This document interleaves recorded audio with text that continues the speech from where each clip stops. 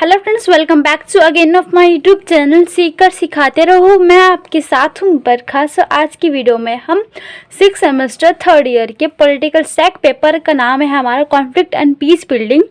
तो उसके एक क्वेश्चन को रिवाइज करेंगे, ठीक है। तो आइए स्टार्ट करते हैं। तो इससे पहले मैं आपको बता दूं कि कॉन्फ्लिक्ट एंड पीस बिल्डिंग से रिलेटेड जितने भी सारे मेरे पास नोट्स थे वो मैंने अपनी वीडियो या अपने चैनल पे प्रोवाइड करवा दिए हैं। तो यू कैन सी, मतलब आप लोग देख सकते हैं चैनल की वीडियोस में, मतलब चैनल को व्यू कर सकते हैं। देन वहाँ की वीडियोस वाले ऑप्शन में थोड़ा स्क्रॉल करके आपको दिख जाएगा। वो बात अलग है कि मैंने प्लेलिस्ट अभी तक नहीं बनाई है। मोस्ट प्रॉपर्ली मैं अपनी वो कॉन्फ्लिक्ट एंड पीस बिल्डिंग की प्लेलिस्ट भी बना दूंगी। तो आइए स्टार्ट करते हैं। तो हमारा क्वेश्चन है यहाँ पर, संघर्ष से आप क्या समझते हैं, यानी संघर्ष से क्या अभिप्राय है। संघर्ष के विभिन्न प्रकार की व्याख्या करते हुए संघर्ष रूपांतरण का विश्लेषणात्मक अध्ययन कीजिए। तो मेनली 3 चीज़ हमको क्या पढ़नी है। फर्स्ट है कि जो कॉन्फ्लिक्ट है यानी संघर्ष है वो क्या है। उसके बाद है संघर्ष के विभिन्न प्रकार कौन कौन से हैं। उसके साथ साथ जो संघर्ष रूपांतरण है यानी जो ट्रांसफॉर्मेशन है किसका, कॉन्फ्लिक्ट का, ठीक है। तो उसका विश्लेषणात्मक यानी आपको डिटेलिंग आपको पूरा करना है। तो आइए स्टार्ट करते हैं। तो यहाँ पे मैंने इंट्रो में दे रखा है कि मेनली कि हमको क्या क्या पॉइंट अपने ऐड करने हैं पूरे क्वेश्चन के अंदर, ठीक है। मतलब पूरे आंसर में आपको क्या क्या ऐड करना है। जैसे कि शांति को प्रत्यक्ष हिंसा की अनुपस्थिति को ही समझा जा सकता है। संघर्ष मेनली हमने बता दी कि भाई संघर्ष है क्या, ठीक है। तो उसके बाद डिटेलिंग आया क्या कि भाई आखिरी मतलब आखिरकार संघर्ष क्या है, कॉन्फ्लिक्ट का मीनिंग कहाँ से आया, संघर्ष है क्या, और थोड़ा डिटेलिंग इसमें हमने और ऐड करी।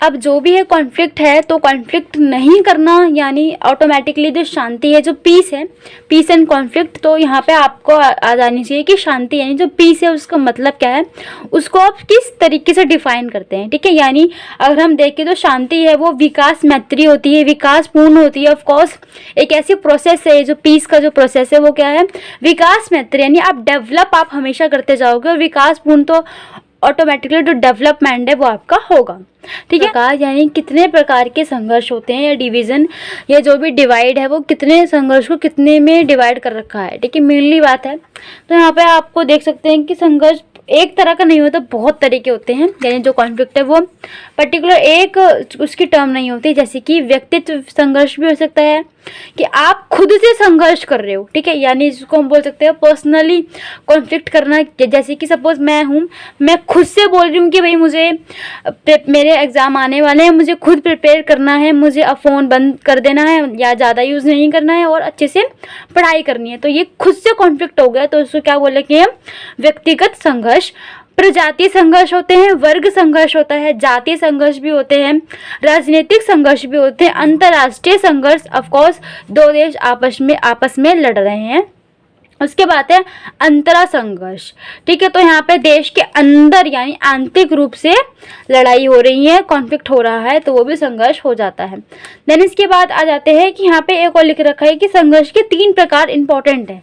कौन से प्रकार है वो, मेनली तो हमने इतना बताया कि नॉर्मल होते हैं, ठीक है। 3 कौन कौन से हैं जो मेन है वो है अंतर सामाजिक संघर्ष, प्रत्यक्ष और संरचनात्मक संघर्ष, और अचेतन संघर्ष। इसको आगे डिफाइन करेंगे डिटेल में। जैसे कि यहाँ पे दे रखा है अंतरा सामाजिक संघर्ष क्या होता है।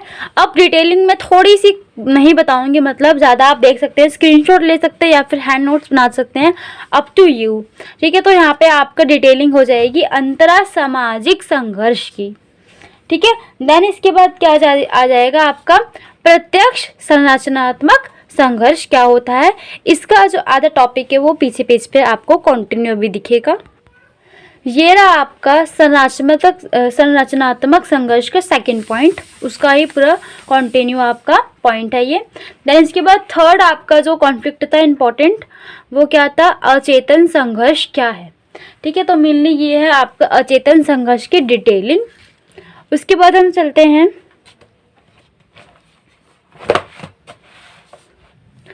संघर्ष रूपांतरण का विश्लेषणात्मक अध्ययन। जो हमारा क्वेश्चन का 3rd जो पार्ट है वो क्या है, संघर्ष रूपांतरण यानी कॉन्फ्लिक्ट का कैसे ट्रांसफॉर्मेशन किया जाए, ठीक है ना। तो यहाँ पे उसको रूप बदलना क्या है, मतलब मेनली पूरा सिस्टम है। तो यहाँ पे एक स्थिति आपको दिखा देते हैं कि भाई संघर्ष युद्ध में परिवर्तित हो जाता है। ऑफ कोर्स अगर संघर्ष ज़्यादा बढ़ जाएगा तो युद्ध भी हो सकता है। जैसे कि आपके दो भाई या फिर दो बहनें या कोई भी दो व्यक्ति लड़ रहे हैं, वो हाथापाई यानी मारपीट पे भी आ सकते हैं। इसके साथ साथ दो देश आपस में लड़ रहे हैं, यानी जो बैलिस्टिक मिसाइल्स हैं या फिर जो परमाणु हथियार है उनके अकॉर्डिंग, तो युद्ध भी हो सकता है कि एक देश दूसरे देश पे आक्रमण कर दे, फिर दूसरा देश भी उसको छोड़ेगा नहीं। तो ये क्या है कि संघर्ष युद्ध की यानी युद्ध में परिवर्तित हो सकता है। उसके बाद क्या है, सकारात्मक संघर्ष होते हैं, कुछ नकारात्मक होते हैं। तो पहले सकारात्मक समझते हैं मेनली, है ना।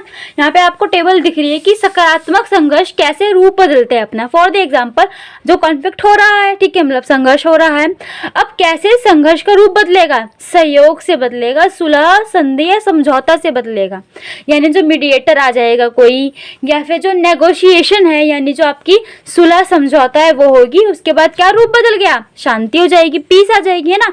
अभी रूप कैसा था, अभी कॉन्फ्लिक्ट चल रहे थे, पर जैसे ये सब आए ऐड हुआ, उसमें अच्छी चीजें पॉजिटिव वेव्स आया, तो क्या हुआ, रूप बदल गया। किसका, संघर्ष का रूप क्या बदला, शांति हो गई। ठीक है, मेनली आपका ये पॉजिटिव आपका कॉन्फ्लिक्ट आ जाएगा। किसका, कि सकारात्मक रूपांतरण कैसे होता है, पॉजिटिव ट्रांसफॉर्मेशन कैसे होता है, उसकी डिटेलिंग भी यहाँ पे दे रखी है। नेक्स्ट आगे चले हम। तो इसके बाद क्या आता है, नकारात्मक आपका इफेक्ट आता है। वो क्या है कि जो संघर्ष है यानी जो कॉन्फ्लिक्ट है वो आगे चलकर घातक भी हो सकता है, यानी बहुत बेकार साबित भी हो सकता है, युद्ध